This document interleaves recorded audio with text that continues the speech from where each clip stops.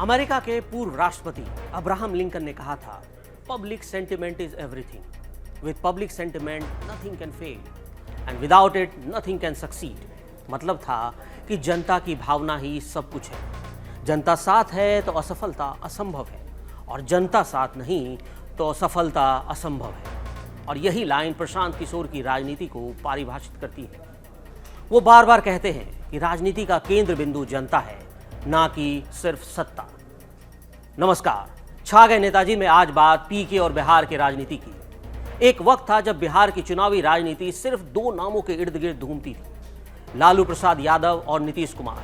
लेकिन अब तस्वीर बदल रही है।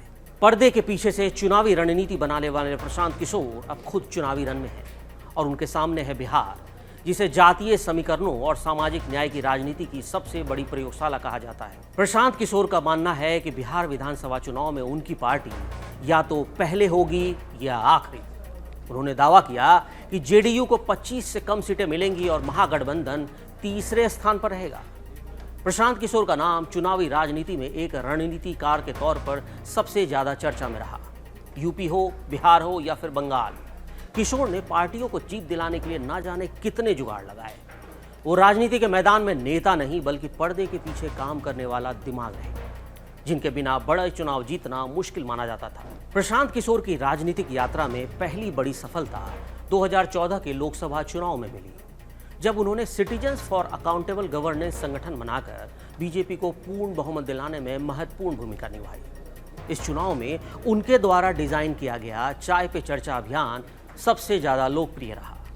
2015 के बिहार विधानसभा चुनाव में प्रशांत किशोर ने नीतीश कुमार के साथ मिलकर काम किया।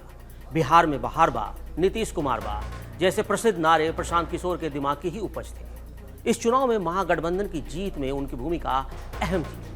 इसके बाद उन्होंने कई राज्यों में अपना जादू दिखाया।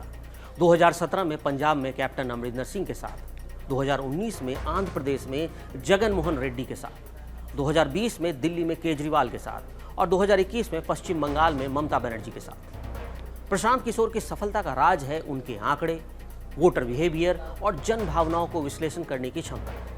वो केवल गांव-गांव जाकर वोटरों से मिलने तक सीमित नहीं रहते।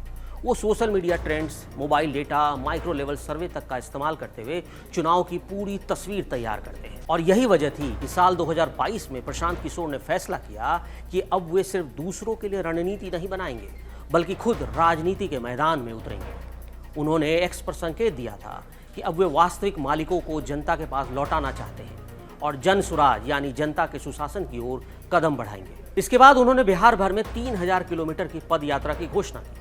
करीब 3 साल तक पूरे बिहार की पद यात्रा करते हुए उन्होंने शहर शहर, गांव-गांव घूमकर लोगों से यह पूछा कि आज बिहार देश का सबसे पिछड़ा राज्य क्यों है और इसका जिम्मेदार कौन है। महान राजनीतिक चिंतक जयप्रकाश नारायण ने कभी कहा था, मेरी रुचि सत्ता के कब्जे में नहीं बल्कि लोगों द्वारा सत्ता के नियंत्रण में है। और प्रशांत किशोर भी अपनी राजनीति में इसी सिद्धांत को फॉलो करने की बात कहते हैं। बिहार की राजनीति में प्रशांत किशोर का प्रवेश निश्चित रूप से एक नया अध्याय है। वो पारंपरिक जाति और धर्म की राजनीति से ऊपर उठकर विकास, रोजगार और पारदर्शिता के मुद्दे पर केंद्रीय राजनीति करना चाहते हैं। हालांकि उनके सामने चुनौतियां भी कम नहीं हैं, जैसे बिहार की गहरी जातिगत राजनीति, संसाधनों की कमी और राजनीतिक शक्तियों का विरोध। प्रशांत किशोर ने बिहार के कई बड़े नेताओं पर भ्रष्टाचार के आरोप लगाए। उन्होंने डिप्टी सीएम सम्राट चौधरी, बीजेपी के प्रदेश अध्यक्ष दिलीप जायसवाल, मंत्री अशोक चौधरी समेत कई नेताओं पर गंभीर आरोप लगाए। मंत्री अशोक चौधरी पर 200 करोड़ की बेनामी संपत्ति के आरोप लगाने पर पटना कोर्ट ने प्रशांत किशोर को 17 अक्टूबर को हाजिर होने का नोटिस भेजा। अशोक चौधरी ने इन आरोपों को निराधार बताते हुए कहा कि प्रशांत किशोर के खिलाफ 100 करोड़ का मानहानि का केस किया है।